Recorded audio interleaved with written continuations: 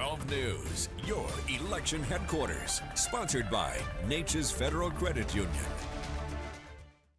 On to the public library in Port Arthur and across Southeast Texas. Voters turned out in full force today. 12 News has you covered as votes are being counted and closely watch Republican and also Democratic primary showdowns. Good evening from your election headquarters. I'm Nick Canizales. We have a reporter spread out across Southeast Texas today covering all the hot races.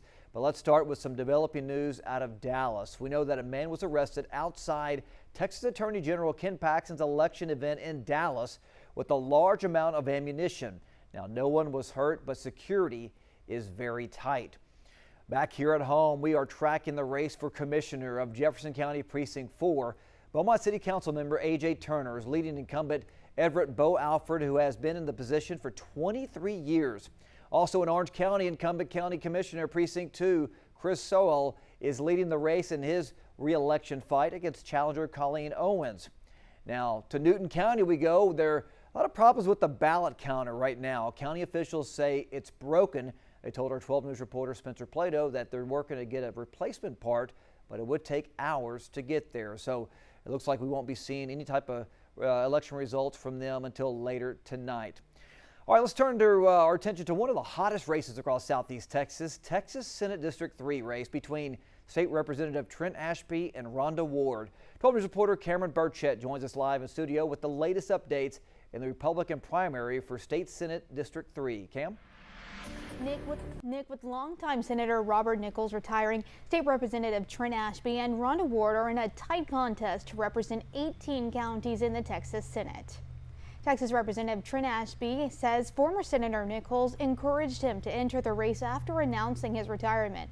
He says his top priority, if elected, will be property tax relief, including expanding homestead elections, exemptions, and reforming the appraisal process. His opponent, Rhonda Ward, says her campaign is focused on property taxes, the growth of Islam in Texas, and the impact of AI data centers in East Texas. She says the District 3 seat needs a conservative who fully reflects the Republican platform and describes the contest as a tight one.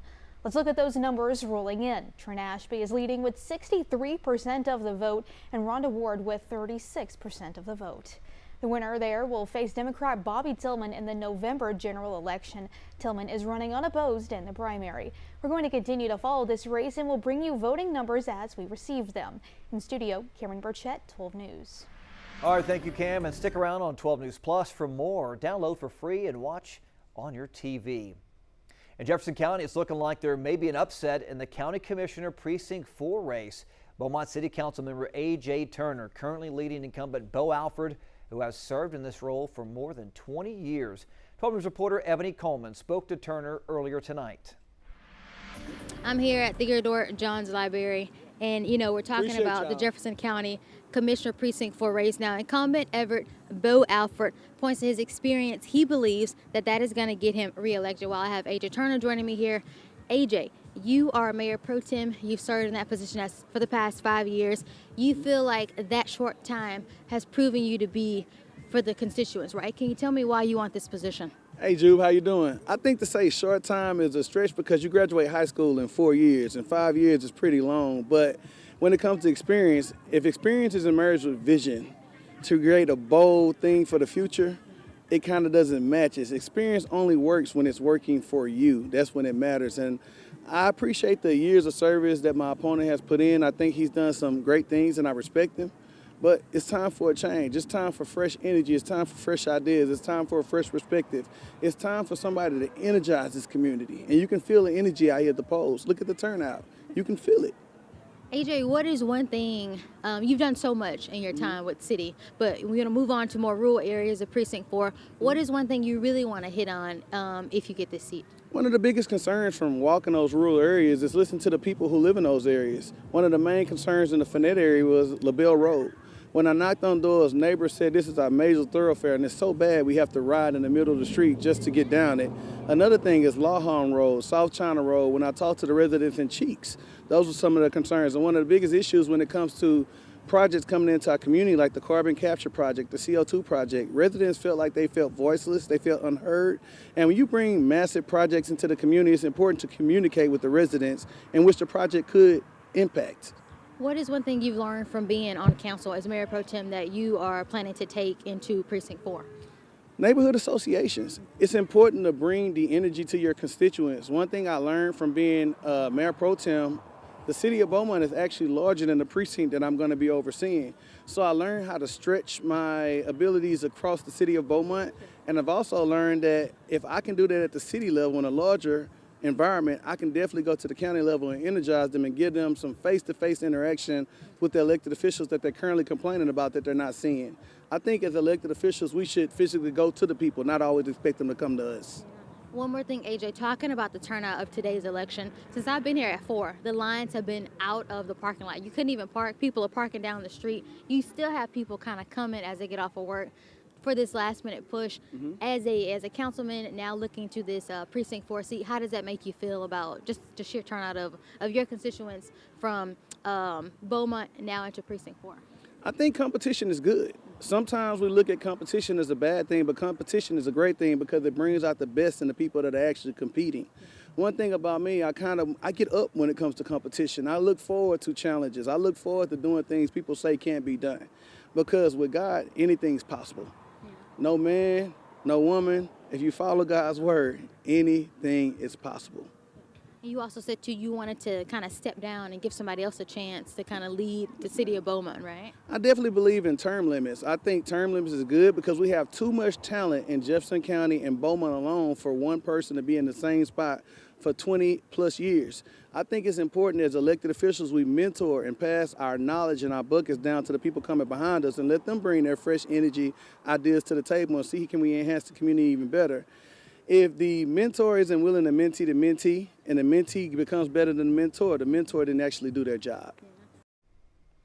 All right, thank you, Ebony. She also spoke earlier with Bo Alford. Take a listen to his final message to voters. Vote for a man that's going to move your county forward, continue, a man that has a word, and a man that delivers with trustworthy deliverance to the people, and belief in our county, and belief in the people of Jefferson County. Again, A.J. Turner is in the lead, but more precincts still need to report. Let's take a look at the race for Jefferson County JP Precinct 4 race. Incumbent Justin Shoshone is leading challenger Mo Malfino right now 63% to 37%. Also in the Jefferson County JP Precinct 2 race, incumbent Joseph Guillory taking an early lead so far, 43%. Brandon Bartee at 32%, and then Ja'Cory Narcisse is 25%. So, of course, Brandon Bartee, son of the former Port Arthur Mayor Thurman Bartee. Another big JP race in Jefferson County, Democratic race for Justice of the Peace Precinct 1, Place 2, incumbent Ben Collins Sr. Neck and neck right now with former BISD Board Trustee Stacey Lewis Jr. Whoever wins will face Republican challenger and former Jefferson County GOP Chairman Joe Evans Jr. You see Ben Collins 52% to Stacey Lewis 48%. And in the race for Jefferson County GOP Party Chair, Brian Markland is leading conservative pundit Shiloh Platts, but the race is very tight with more precincts left to report. Well, Hardin County residents voted on who will serve their next Justice of the Peace Precinct 3. It's the largest precinct in Hardin County, encompassing a portion of Lumberton. You have Kuntz, Wildwood, and more. Incumbent Judge Rod Ousley is seeking a second term, pointing to his law enforcement background and also time on the bench. Right now, he is currently leading challenger Sonny Overstreet 58% to 42%.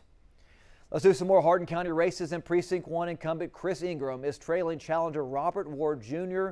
Ward Jr. at 53%, Chris Ingram at 47%. Let's flip over to take a look at Precinct 6, where incumbent Kathy Brown leading her challenger Randall Navarre 84% to 16%. Of course, that is in the early stages. And also in Orange County, we're watching the race for Commissioner of Precinct 2, incumbent Chris Soule leading to his bid for re-election, facing challenger. Now it looks like he is 100% reporting, so it looks like 84% to 16% over Colleen Owens. Of course, Precinct 2 covers all of Mauriceville, Pinehurst, along with parts of Orangefield. You have Vidor and also Orange. Of course, Soule says the biggest concerns he hears from residents are road conditions and also drainage. So when we spoke to him earlier today, he shared what he's looking forward to if he was reelected. Economic growth and infrastructure improvements. We're making a big difference in our roads and and our drainage in the community, and we're looking forward to continuing that and continuing the economic growth so we can continue to lower the tax burden on our citizens locally. And his opponent, Colleen Owens, told 12 News yesterday that she believes that there should be more government transparency with the commissioners' court meetings, also accessibility on the county's website. The technology in Orange, as far as making things more available for Orange County citizens, it's not very user-friendly, the website. The meetings are held in the morning when people are at work. They're not videotaped. They're not live streamed. And she also says the residents also have shared ideas of beautification for the county and also voiced their concerns about drainage and street repairs as well. One of the most watched state races is primary battle for a seat in the United States Senate. Attorney General Ken Paxton seeking to unseat Senator John Cornyn. Of course, he's been in the U.S. Senate for more than 20 years and also seeking a 5th term in office. Congressman Wesley Hunt, who represents the Houston area, is also a challenger. Right now, John Cornyn leads by a slim margin, 58% reporting. Cornyn with 43%, Ken Paxton at 40%. There you see Wesley Hunt at 13% and Sarah Kennedy at 1%. So then, of course, you know, with none of them, if they don't clear 50%, it may go off into a runoff in May. Now, on the other side, Democratic voters are also choosing their nominee. A recent poll finds Dallas Congresswoman Jasmine Crockett with a 12-point lead on State Representative James Tellerico. The winner of their race will go on to face the Republican candidate. This may be a very close election, and it may hinge on who was allowed to vote or who wasn't allowed to vote in Dallas County. But I'm here to say, regardless as to whether or not it's close or not, this is wrong. If one person has the right to vote and they weren't allowed to cast their vote, we should all be standing together. Let's take a look at what's going on right now. James Tellerico leads 52%. Jasmine Crockett follows with 47%. 12 News reporter Ebony Coleman spoke with the political analysts about the race. Take a listen. Paxton and Cornyn, on most issues, they're not that radically different from one another, but Paxton is more heavily identified with the more present day or more what some would call MAGA wing of the Republican Party. And in the past, Cornyn has been willing to compromise and try to come together with some Democrats on things like immigration reform, and in the eyes of the more MAGA wing of the party, that's seen as a weakness or a bad thing. The stage is set for some of the biggest races in the Lone Star State for the March primary election. Lamar University political science professor Dr. James Nelson says one of them is a U.S. Senate race, with Republican frontrunner incumbent Senator John Cornyn and Ken Paxton. Cornyn's strength is his name recognition, the fact that he's been in the office. Ken Paxton, his recent personal difficulties have raised, some issues because of his ongoing or pending divorce, allegations of infidelity. He says the Democratic candidates are also stirring up conversation. Jasmine Crockett, her personality and her politics kind of fit with that in some ways, that she is somebody who is not, worried too much about norms or offending people with her comments. Tellerico is less well known than she is. Tellerico is somebody who is kind of more subdued and less in that vein. He says another race that Texans have eyes on is a seat for the Texas Senate District 3, with real estate agent Rhonda Ward and Texas House of Representative Trent Ashby vying for the seat. Ashby is somebody who is more of a political insider. He's been in the state house before, and now he's trying to get into the state senate. Rhonda Ward paints herself as kind of more of an outsider. He believes this race appeals to Texans because of Ward's focus on water resources. If you look at advertising that Ward's ads have hit on, that